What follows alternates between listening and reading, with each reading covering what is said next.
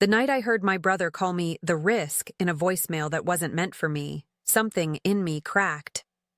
"We can't invite her, Char," he said, a little slur of champagne in his voice. "She's unpredictable. It's safer if they never know I've got a sister." He laughed softly, like he'd made a clever joke.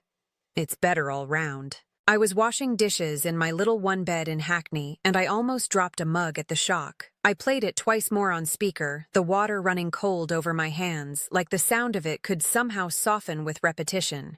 It didn't. My brother, Luke, now Lucas to sound sleeker, who I'd fed and housed after Mum died, who I'd carried through every one of his mistakes, had erased me to impress a family with the kind of last name that opens doors before someone even knocks. I put the mug down, dried my hands slowly, and stared at my phone. The screen still showed his name, that stupid little graduation photo of us two I'd set years ago. I didn't cry yet. I just listened to the silence after his voice, and felt a cold, steady sort of anger move in like new tenants. I didn't find out about the engagement from him. I found out because a glossy photo of Luke and Charlotte Beaumont, of the Beaumonts, yes, those Beaumonts, popped up on my feed. Someone had tagged him at a charity gala in Kensington where he'd got down on one knee between a tower of macarons and an oversized check, and all of them were smiling like the lights wanted them more than anyone else. I'd last seen Luke 3 months earlier when he'd asked to borrow a tiny bit of money to bridge a client invoice. He still hadn't paid me back. He'd stopped answering my texts about the share certificate in the small design studio we'd started together, his idea, my labor. We were supposed to be a team. Since Mum passed, we'd sworn that we'd look after each other. That was the only rule. And now? He was celebrating a future that didn't even admit I existed. The picture made me click through the Beaumont family tag like a private detective. Charlotte was pretty in the classical sense. Big soft eyes, hair the color of spun honey, the sort of expensive ease that comes from never carrying your own suitcase. Her mother, Helena, chaired the Beaumont Foundation, which donated to galleries and polished charities. Her father, Marcus, ran a property group that seemed to own half of West London. There were pictures of them at rowing events, at black-tie dinners, at a garden party where the lawn was so perfect it made me itch.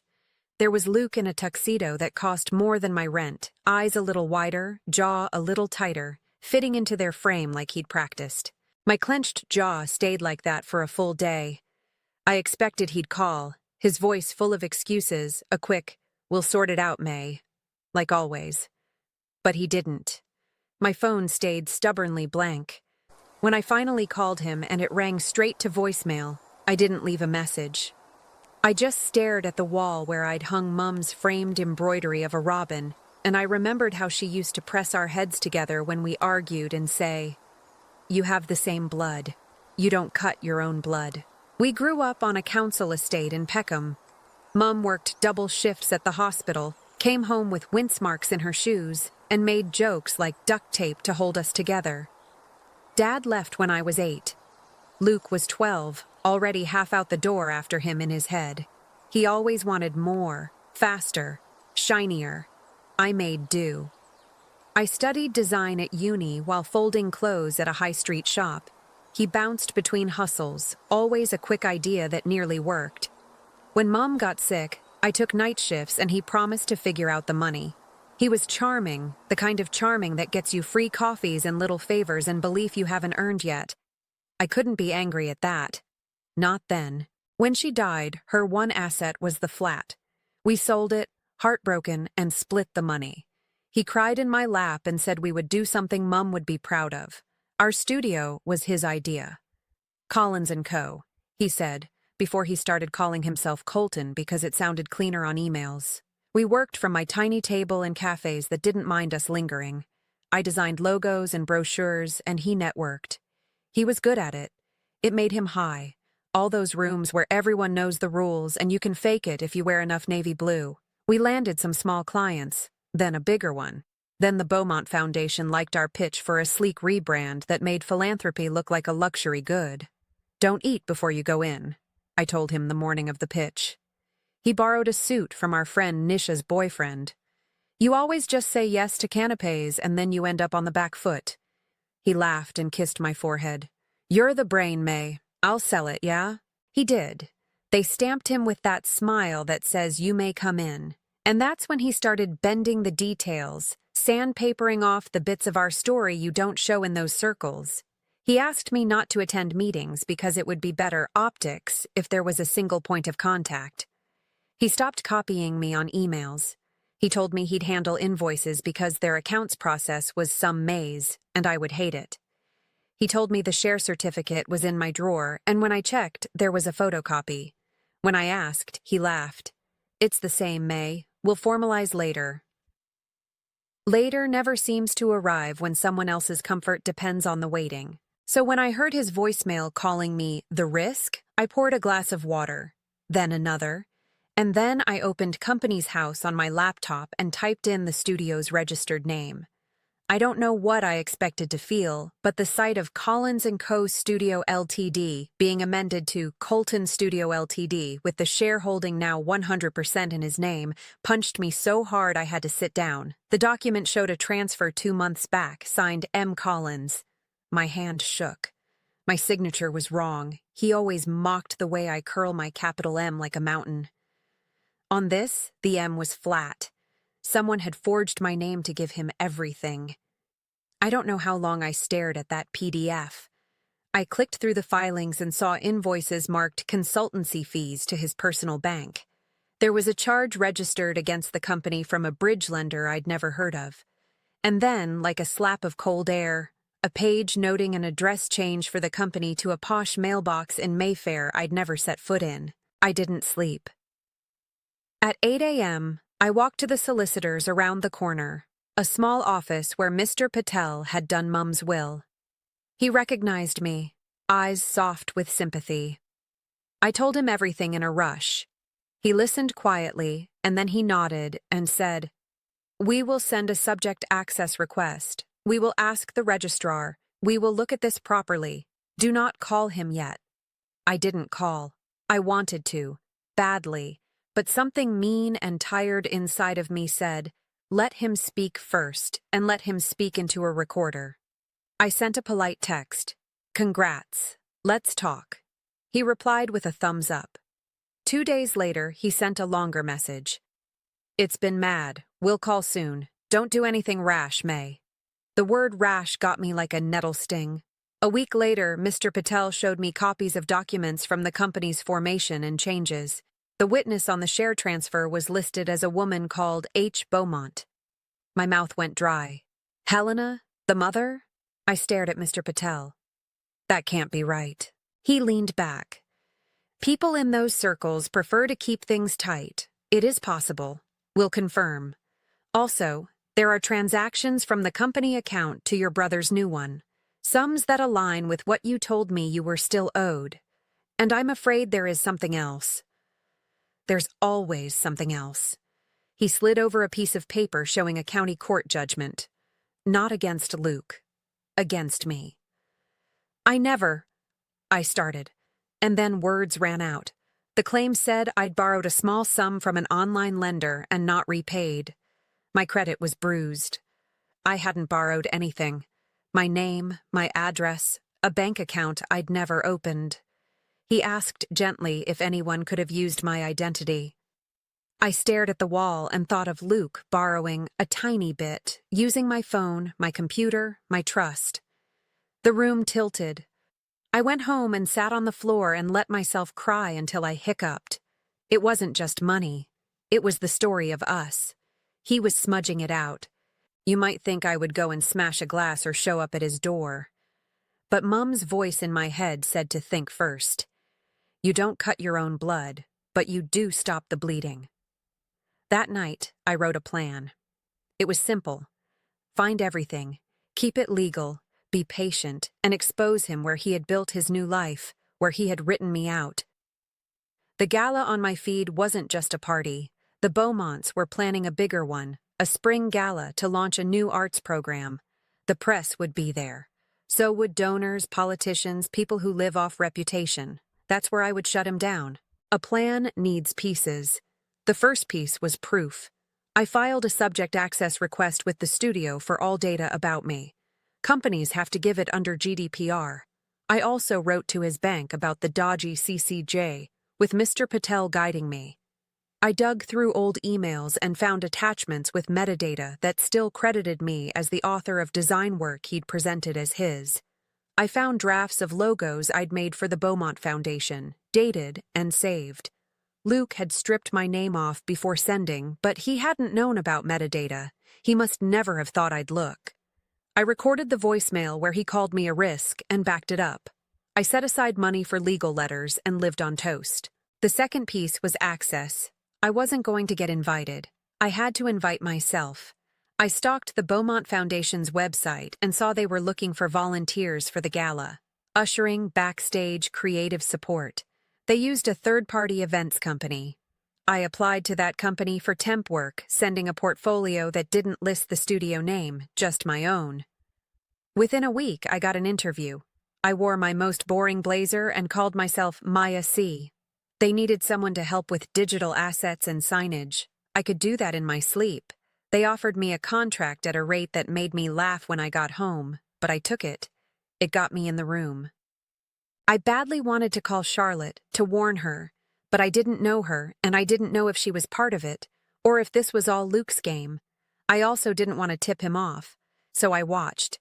I turned up at the events company, a warehouse in Walthamstow, smelling of printing ink and basil from the staff kitchen. I met Janie, who ran the team, fussy and kind. She didn't know me from anywhere. My hands shook the first time I saw Luke's face in a draft mock-up, his quote on a poster.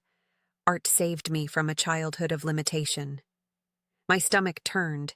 Who does he think did his homework, laid out his interviews, held his hand at Mum's funeral? At night, I updated Mr. Patel. He suggested we prepare a letter before action against Luke for unfair prejudice as a shareholder, fraud in the share transfer, and personal claims around the CCJ. He said we should also consider a complaint to the Charity Commission about the Foundation's relationship with the studio if I had evidence of self-dealing or misrepresentation. I had some. He told me not to go nuclear online. The court likes sensible people, he said. Be the sensible one. I went home to my sensible sofa and stared at the ceiling while my chest buzzed like a hive. 2 weeks into the temp job, I had a bite of fate. I was in the Foundation's offices in South Kensington, sticking draft signage to walls with blue tape for approval, when I heard a woman say, "No, darling, not like that." I turned, and there she was. Helena Beaumont. Tall, severe in a way that makes people snip their extra words away. She wore a cream blouse so crisp it made a noise. She had lucite bangles that clicked like she was adding up sums in her head. Charlotte was with her, softer, wearing a knit jumper that looked like a cloud. They didn't look at me because why would they? I was a helper. That was useful. I worked quietly, fixing a caption. Then Charlotte did look, only for a second, and I saw her eyes widen before she smoothed her face like a calm pond. She came closer, frowning lightly at the sign. "We might tweak this font," she said to no one in particular. I nodded and said, "I can try a different one." She looked at my face like she was trying to place me. I kept my head down. They left, and my hands shook so hard I had to sit on a dusty sofa. Someone's dog hair clung to my trousers. I was thinking I was invisible, then I wasn't. That night, I got a message on Instagram from an account with no profile picture. "Do you have time for a coffee? I think we should speak. Please don't tell him." It was from Charlotte's private account. My heart climbed into my mouth. We met in a tiny cafe in Notting Hill that had more ferns than chairs. She came in with a scarf pulled up, sunglasses like a disguise. She looked younger and older at the same time. "Maya?" she said softly. I nodded. Her cheeks flushed pink. "I found your website months ago. I loved your work. I asked Luke about you, and he said you were unstable. He told me your parents cut you off. He said you tried to sabotage his clients. He said things that didn't feel like the man I love," she whispered, voice shaking. "Then I saw a photo in his phone of you and him as teenagers. He swatted it away. I Googled. I saw your name on an old design award list. I recognized your style in our foundation's documents. I felt sick. I breathed out slowly. He didn't want you to know me. Tears filled her eyes. He said it would just upset everyone. He told me to never contact you. I am sorry I didn't reach out sooner. I didn't know what to do. She leaned in. Helena knows, I think. About you. I found an NDA in a file with your name on it, unsigned. It was a template. There was a note. For Maya, if needed. She gulped. They offered him something if he kept his past quiet. I don't know what. I felt my heartbeat in my mouth. Did Helena witness the share transfer? I don't know. She witnesses everything. We talked. I told her about the share transfer, the CCJ, the forged signature, the way he'd siphoned money with consulting invoices. She looked like she might be sick. I love him, she said, and it sounded like a prayer and a lie. But I hate this. I said carefully, I'm not here to ruin your life. I just want my life back, and I won't let him rewrite me. I am going to expose what he's done. At your gala, she stared at me. Her eyes flared with something that might have been relief. Good. Do it properly. I will help. She put her phone on the table and scrolled. I have emails from Luke where he asks me to get Helena to push invoices through before the end of year. He said it was urgent. He framed it as for the foundation, but some of them were for your personal rent on a flat in his name. He told me it was a short-term accommodation for the studio. I see now that's not true. Keep everything, I said. Forward it to a new email, not on your family server. She nodded. He asked me to be the witness on the share transfer. I refused. I said it felt wrong because I hadn't met you. He took it to my mother. I didn't know she signed. Maya, my mother, she is an operator. She likes control. She will protect the family's image before anything. She probably thought she was helping, cleaning up. Please don't make me your enemy. Make him face it, but please don't blow my father to bits. He's decent. I sipped my coffee and my hands steadied. I can't promise to keep everything quiet, but I'm not here to cause collateral damage. I'm going to make Luke stand in the truth he tried to scrub out. He betrayed me. He betrayed you. He's built something on lies. It will not stand. Before we left, she put a small hand on my arm. He said you were dangerous, she whispered. Seeing you now, I think the danger is to his story. After that, the plan clicked. Mr. Patel wrote a careful, sharp letter before action that we planned to serve at the gala, not because of the drama, but because he kept ignoring everything and I needed it to puncture his performance. Charlotte quietly gave me copies of the emails and approvals. We lodged a complaint with the Charity Commission about conflict of interest and misrepresentation, attaching the proof. Mr. Patel filed to set aside the CCJ on the basis of identity fraud. He also prepared a short factual page on my new website with the timeline of events and documents. No adjectives, just truth. We timed it to go live during the gala. I reached out to a journalist I'd met at a local paper when we worked on a community project. She now freelanced for a broadsheet. She was interested in the charity angle, not because it was scandalous, but because it was symptomatic of how money and stories get cleaned. She agreed to hold the story until after the gala to give the commission time to officially acknowledge receipt. I still hadn't spoken to Luke. I wanted my words to be measured, not cried down the phone. 2 nights before the gala, I got home to find an envelope slid under my door. No stamp. Inside was a typed note. It would be best if you stayed away. People are easily influenced. I'd hate for you to make things harder than they need to be. There was no signature, but you could see Helena's coldness in it. I smiled, a tiny sharp thing. It was something. It told me I mattered enough to be warned. The gala day arrived. I wore a simple black dress and flats because I needed to move. I pinned my hair back. I looked like any other staffer. In the rooms, flowers everywhere, like someone had picked spring and arranged it to be impressed. The stage was lit soft gold. The donors glided in, draped in navy and lace. I busied myself with tablets and QR codes on tables, making sure the digital auction worked. The plan was this. At 9 p.m., a scheduled post would publish on my site with links to the documents and the QR codes on the Gala tables, the ones I'd built for the auction, would redirect at the same time to a page titled, "A Truth from the Other Side of the Banner." It sounded dramatic, but the content was measured. No insults, facts, screenshots, filings. The letter before action would be delivered to Luke by a process server at 9:05. The journalist would send me a text when the commission acknowledged receipt of our complaint. I would be in the room, not shouting, just present. He would see me. They all would. The point was not to humiliate for sport. It was to make denial impossible. I was checking the AV feed when a shadow fell across me. "You're quick on a laptop," a voice said. I looked up into Helena's cool eyes. She smiled without teeth. "What's your name?" "Maya," I said. She blinked slowly. For a second, the name didn't register on her face at all. Then it did.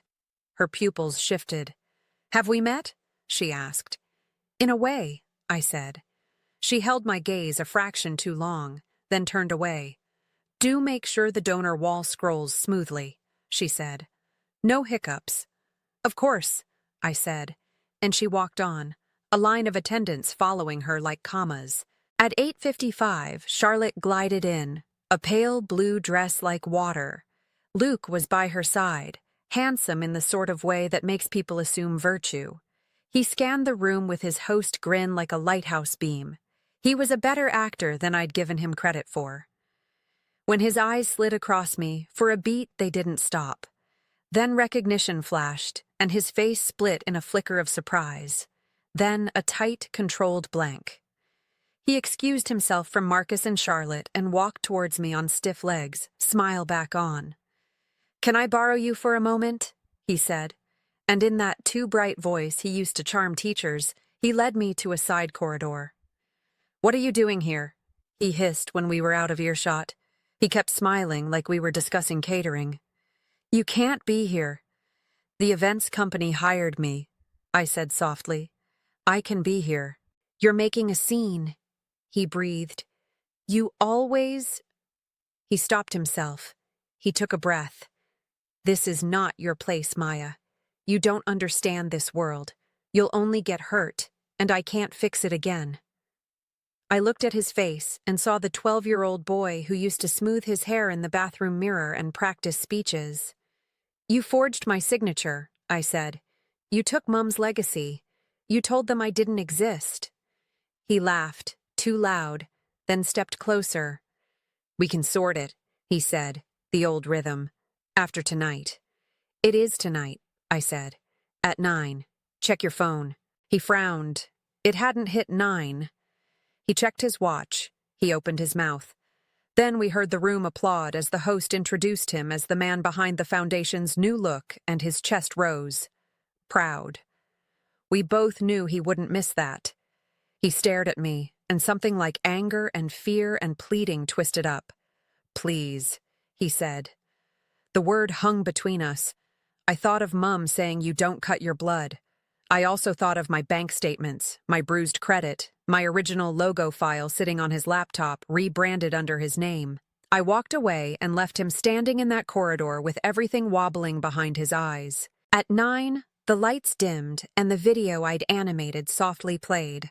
A montage of the foundation's work, smooth as silk. The QR code on each table glowed discreetly. People scanned to bid on experiences and art. And then, exactly as planned, the redirect happened. My page loaded. The headline was quiet. "A Truth from the Other Side of the Banner." Beneath it, a paragraph. "My name is Maya Collins. I designed the brand for this foundation through a studio I co-founded with my brother. He has removed me from it and misled the foundation and donors about who I am and what we did. Here are the documents. Links to company's house filings, emails, a clip of his voicemail where he called me a risk, a timeline, a note.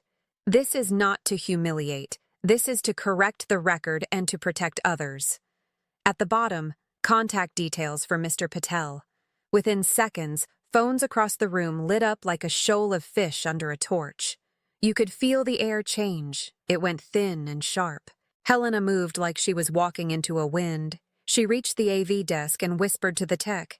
He frowned at his screen. "We didn't load that," I heard him say. He didn't have to. I had. The codes were mine. Janie, my boss, touched my arm, alarmed.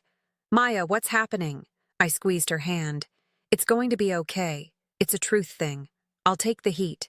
She stared at me, then nodded slowly, like a person starting to understand a picture they didn't know they were looking at. There's a split second in a room like that when everyone decides whether to pretend nothing happened or to react. A low murmur rose, like bees. Charlotte stood very still. She took her mother's arm, gently, and moved her to one side. Then she walked to the stage.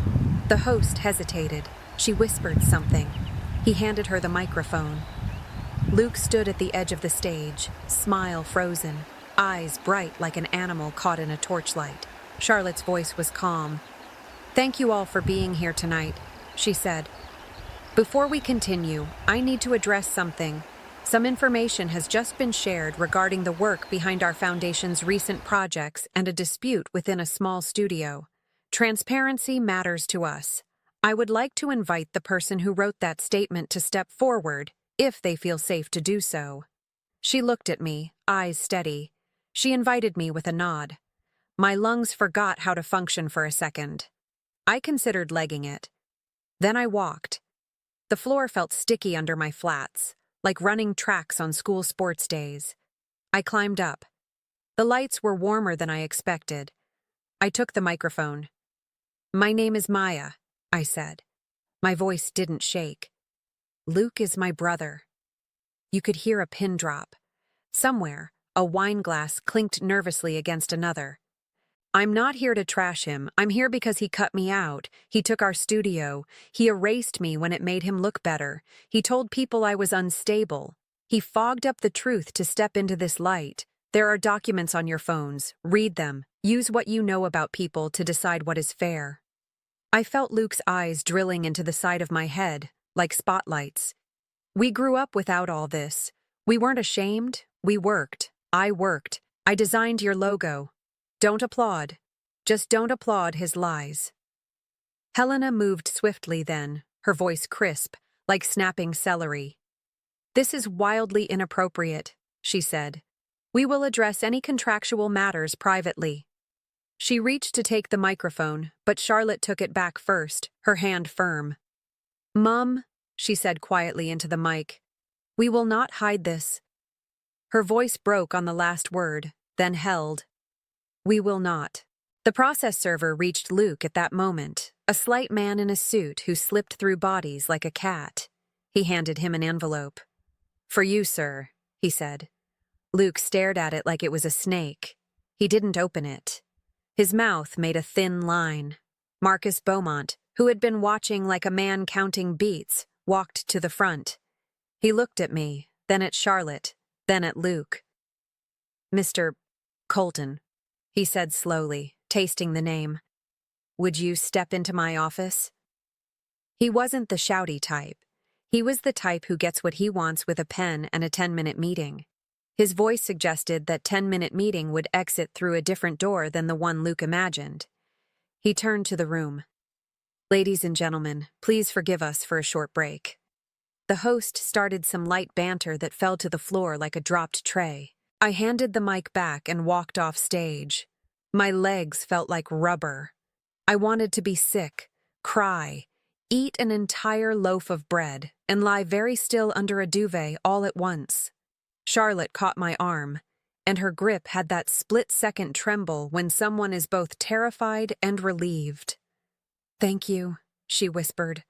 "I'm sorry." Her eyes were shiny. Helena glared at me like I'd tracked mud across a cream carpet.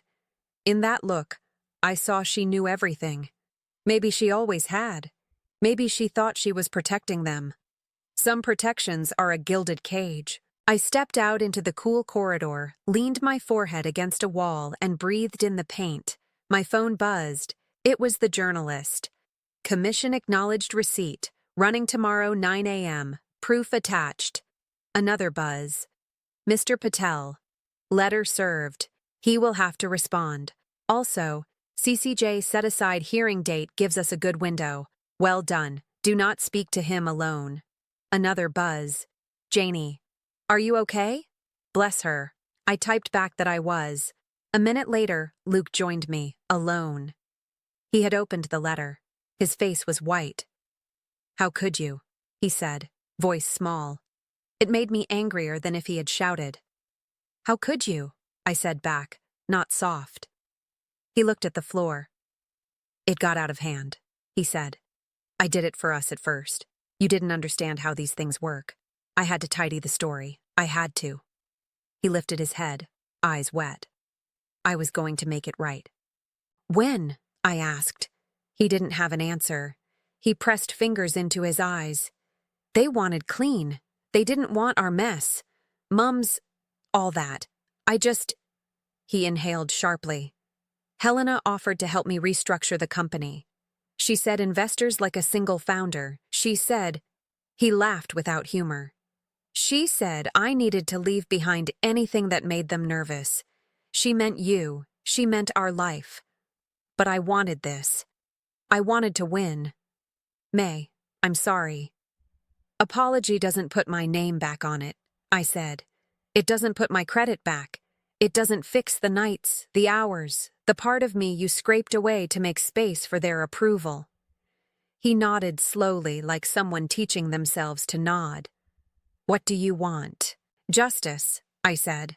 The word felt big, but it fit in my mouth. My shares back, my name back, my money back, a statement. You step back from the foundation until you sort your mess. The commission will do what it does. The court will do what it does. You'll tell the truth. You'll be exposed, and you'll live with that. He sagged like someone pulled the string in his back. You always were stubborn, he whispered, not unkindly. He put a hand out, like maybe he wanted to touch my arm. I stepped back. He dropped it. I'll talk to Patel, he said. We'll settle. Helena joined us then, a controlled storm. We will not be making any statements, she said. Our lawyers will. Your lawyers can read, I said. They will see the signatures. They will see the dates. They will see the emails where you witness a share transfer between siblings with a conflict of interest. They will see the commission's copy. Your lawyers will advise you to tidy, I imagine.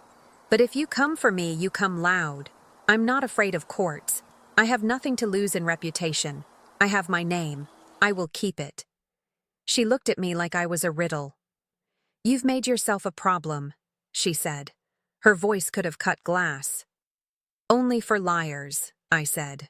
For the truth, I'm a solution. She turned her gaze to Luke. Fix this, she said, each word a pebble. Now. He nodded meekly, a man realigning himself to the biggest force in the room. The rest of the gala limped on. People sipped wine and tried to talk about holiday plans, but their eyes kept sliding to phones. I packed up cables with Janie and half-listened to a jazz trio play on like the Titanic had missed the memo. I wanted to run, but I stayed. Leaving would have felt like I'd done something wrong. I hadn't. At the end, after the last coat had been shrugged on and last air kisses exchanged, Charlotte found me again. She hugged me suddenly, fiercely, and whispered, I won't marry him unless he fixes it. I promise. I went home on the night bus. The city smelled like cigarettes and cold chips. I sat by the window and watched modern glass and old brick fold into each other. Mum's robin embroidery hung in the dark when I got in. I touched the frame and cried again, but softer, like rain on decent soil. The next week was a blur of emails that used without prejudice and our client denies. Mr. Patel was steady as a metronome. He pushed hard, but calm. Luke's side tried to stall, then offered small things like Band-Aids. We pushed back. The Charity Commission wrote to say they were opening a case. The journalist's story went up. A measured piece about branding and truth and how philanthropy often prefers clean narratives. It didn't call names. It didn't have to. People can read between lines. Clients emailed me quietly to ask if I was taking on work solo. A woman who runs a bookshop in Islington asked me to redesign her window displays. I said yes and cried after. A week later, I got a call from a number I didn't recognize. It was the lender from the fake CCJ, apologetic. They had investigated and confirmed that the application was made with an IP address linked to a co-working space where Luke had sometimes worked. They would consent to set it aside in court. Mr. Patel told me that helped, but didn't make it right. "We will still ask for costs," he said. I imagined Luke sitting at a shared table, tapping in my details like it was nothing, and my hands went cold. Another twist came, because they always do, when Mr. Patel received a letter from Helena's lawyers threatening to sue me for defamation if I didn't remove the page from my website. He laughed gently and explained that linking to publicly filed documents and accurate emails wasn't defamation. "They're trying to scare you," he said. "Don't be scared." I was still scared, but I was also angry in a way that doesn't wobble. I left the page up. The settlement talks dragged as they do. Charlotte called me occasionally, voice small in a big house. She told me she had moved back to her flat for a bit to think. Marcus emailed me once from a private address saying, "For what it's worth, I am sorry. We have our own messes to clean." I thanked him. I didn't trust him, but I appreciated the words. Words are something. One afternoon, as I was kneeling on my floor measuring a rug for a client call, I found an old shoebox of Mum's letters. I hadn't known she kept them. I sat cross-legged and read. In one, written when we were kids, she wrote to a friend about us. "Luke is all spin and shine," she said. "Maya is the spine." I cried so hard my nose clogged. It didn't feel like praise. It felt like a path. I taped the letter inside a cupboard door. I was the spine. I would hold us up until he stood straight on his own, or not at all. It took 2 months, but we got there. Luke agreed to transfer 50% of the studio back to me immediately and surrender control of the bank account. He agreed to issue a public statement acknowledging my co-founding role and apologizing for misleading statements made about me. He agreed to repay what he owed, in installments, with interest. He agreed to step back from the foundation pending the outcome of the commission's case. If he failed on any point, the settlement would be void and we'd go to court. Our letter outlined the consequences in polite, brutal detail. He signed. The morning his statement went out, my phone lit up with screenshots. He used nice words, crafted by smart PR people. He called me my sister Maya, like he'd just discovered the word. People that had looked through me messaged me like they'd seen me at last. That same morning, Charlotte posted something simple. "Truth revealed. Protect the ones who built with you." She then went silent. A week later, a friend sent me a photo of a magazine spread announcing that Charlotte and Luke had mutually postponed their wedding. I didn't feel glee. I felt like a boulder had shifted. Something else could grow in that space. Helena didn't message me. She didn't need to, but she did act. The foundation put out a statement about refreshing governance and engaging in a review of procurement processes. It was dry as toast. It was fine. The commission emailed me to say they had received assurances and would continue to monitor. It wasn't dramatic. It was what real accountability looks like most of the time. Boring, steady, grinding on like an old machine that still works. Luke called me once, a month after his statement. He sounded small. "I'm in a mess," he said. "They don't say it, but it's there. The door isn't open the way it was. I'm not getting calls returned." He laughed, not enjoying it. Apparently integrity matters when it's written on a wall. He paused. "I'm sorry about the CCJ. I don't know why I did that. That's not true. I do. It seemed easy." "You want it easy," I said. "I can't make your choices for you. You can fix some of this, or not." "Do you hate me?" he asked, and the child was back, hand out in the dark. "I don't," I said honestly. "I won't help you lie anymore. That's my boundary." He came to my flat weeks later, in a hoodie, hat low, like a teenager. He hugged me awkwardly. We ate pasta. He cried in a way that frightened me, not loud, but quiet, like something snapped inside and folded. He said he thought of Mum and couldn't bear it. I told him I couldn't do the work for him. He nodded. "You were always the spine," he said, and I wondered if he'd found the letter too. Maybe he had. Maybe we both needed the reminder. After we signed, the solicitor's office smelled of old paper and a hint of triumph. Mr. Patel shook my hand. "Well done," he said. "You planned. You were patient. You didn't blow up the building, you just turned the lights on." I laughed and cried in the same breath. He was right. Revenge, and I used the word softly, isn't always fireworks. Sometimes it's a spreadsheet and a slow reveal. Sometimes it's walking into a room where they told you not to and saying your name in a microphone. In the months after, the studio became something real again. I rebranded quietly, using my own name this time. Clients who liked me for me stuck. New ones came because they liked the work, not the story. I paid Mr. Patel in installments and brought him biscuits he didn't eat. I went to the court hearing where the CCJ was set aside. The judge was kind. He looked at the papers, the consent, and nodded. "Set aside," he said like a stamp. Relief washed through me like a bath.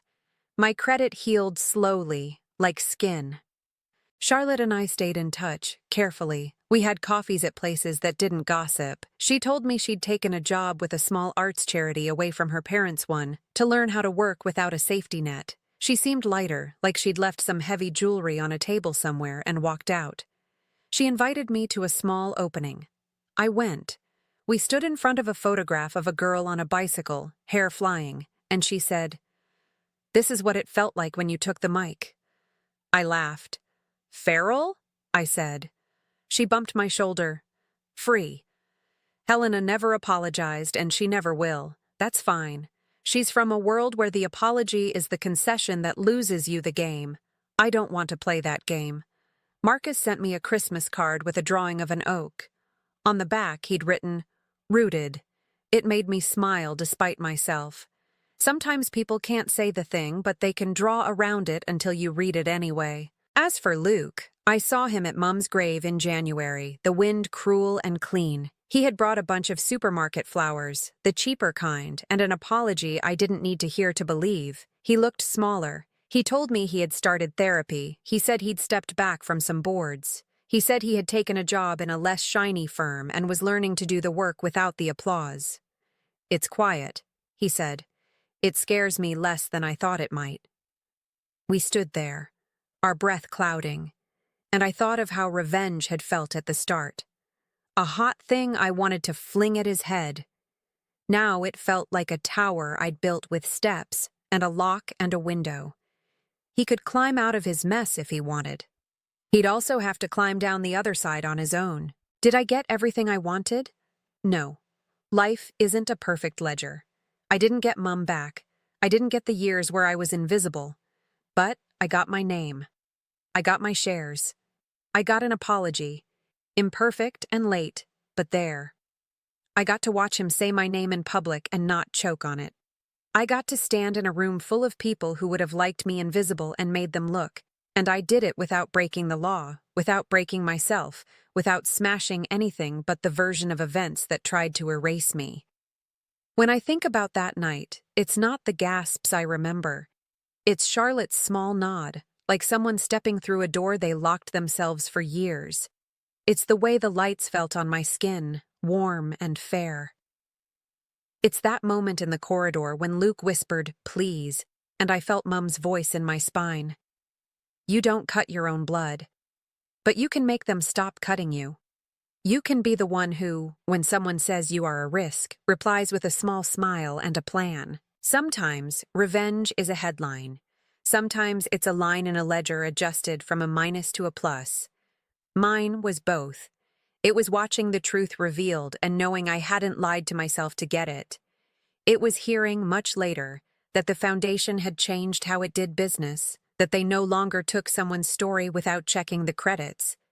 It was hearing that donors had asked questions in rooms where polite people don't raise their hands. It was knowing that at least one young woman working in a studio out there might not be erased so easily because someone like me stood up and said, "Not this time." And yes, it was watching him face consequences. It was the commission's boring letters. It was the cautious calls that didn't come in for him anymore, the invites rescinded, the mild, polite distance people give to someone who's been exposed.